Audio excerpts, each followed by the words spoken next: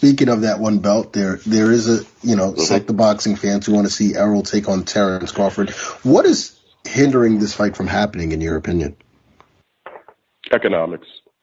And you don't really want to insult a guy like Terence Crawford, who's a tremendous talent. And I'm not taking away anything from his talent, but he hasn't been built into a pay-per-view star. And I'm not saying that to throw shade at the guy, but, you got to go on his track record. You got to go and look at what he's done, in the pay-per-view fights that he's been at, been involved in.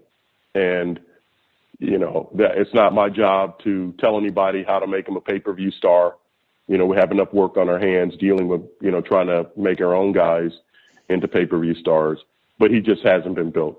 And trust me, if there is money in him fighting Errol Spence where he could get what he wants and Errol could get what he wants, that fight would get made. But you don't want to insult the guy.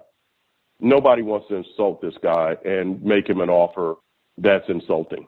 Nobody wants to do that. Like I said, he's a proud champion, and you don't want to do that. You don't want to do that to him. But from a business standpoint, it's a fight that, might excite the fans and all these people that are out there yelling about pay-per-view and too much they're not buying it anyway.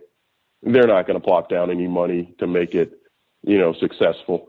They're going to steal the fight, but, they're not going to support it on pay-per-view, and the numbers, won't be enough to give him what he needs or not necessarily what he needs, but what he wants, and I don't know what that number is, but I would think that number, would be very high.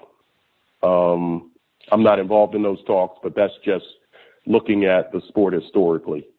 I just don't, and I don't think he should be insulted. I really don't.